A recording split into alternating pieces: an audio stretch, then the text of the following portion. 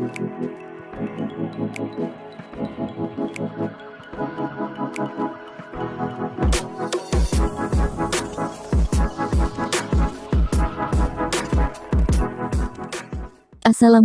warahmatullahi wabarakatuh. Salam sejahtera untuk kita semua. Kali ini kami akan membahas informasi seputar honorer dan CPNS dengan tema, adakah hubungan surat Menpan RB dan BKN dengan skema penyelesaian honorer, yang kami lansir dari jpnn.com. Untuk itu, langsung saja kita simak informasinya.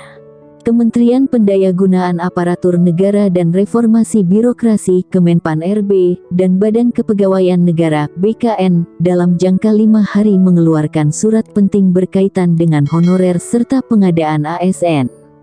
Diawali surat BKN yang diterbitkan tanggal 10 Maret terkait pendataan non-ASN.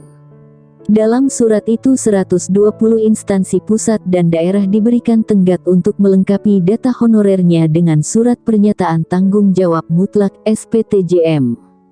Mereka ditenggat pada tanggal 31 Maret tahun 2023 dan bila lewat dianggap tidak punya honorer lagi.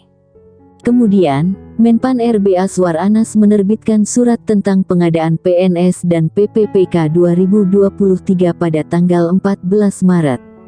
Munculnya dua surat tersebut menimbulkan tanya di kalangan honorer. Apakah ada kaitannya dengan hasil pembahasan Pemda tentang skema penyelesaian honorer?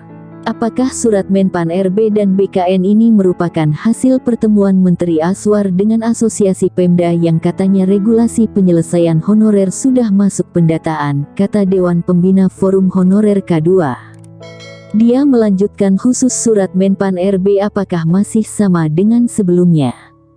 Jika sifat edaran informasi ini beda dengan hasil dari pertemuan dengan Asosiasi Pemda, menurut Nur, honorer K2 sedikit lega. Sebab, kalau merujuk dari kalimat Menteri Aswar di media sosial, ada harapan besar untuk penyelesaian honorer yang sudah masuk database BKN. Honorer menunggu realisasi janji-janji Menpan RB Aswar Anas. Jangan hanya PHP alias pemberi harapan palsu saja, tegasnya. Dia menambahkan kedua surat itu menimbulkan pro dan kontra di lapangan. Oleh karena itu, Nur berharap honorer tetap mengawal pengusulan formasi baik CPNS maupun PPPK Badan Kepegawaian Daerah BKD masing-masing. Sebab, sekali lagi pusat hanya mengikuti apa yang diusulkan oleh daerah. Nur mengaku khawatir dengan informasi ini. Apakah nanti hasil informasi ini dipakai sebagai acuan penyelesaian honorer setelah pasca penghapusan honorer pada November tahun 2023? Sebab, banyak honorer K2 yang tumbang karena persyaratannya banyak. Nur yakin Pemda hanya mengusulkan formasi yang sudah dipersiapkan pusat. Kebijakan yang diusulkan Pemda apa tidak tulang tindih dengan aturan pusat. Contohnya, daerah butuh teknis, tetapi kalau pusat tidak menyetujui, apakah ia formasi tenaga teknis akan ada di PPPK 2023, terangnya. Dia mempertanyakan berbagai pernyataan Menpan RB berbanding terbalik dengan yang disampaikan di media bahwa akan mencarikan solusi buat honorer. Jujur saja, ini surat Menpan RB dan BKN bikin honorer sesak napas. Kami sudah terlanjur berharap banyak ada kebijakan khusus untuk honorer ternyata hasilnya begini, terangnya. Nur berharap Komisi 2 DPR RI bisa memperjuangkan nasib honorer K2 terutama tenaga teknis administrasi.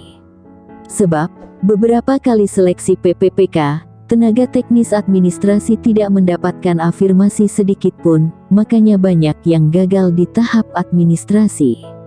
Demikian informasi mengenai adakah hubungan surat Menpan RB dan BKN dengan skema penyelesaian honorer. Semoga bermanfaat. Terima kasih.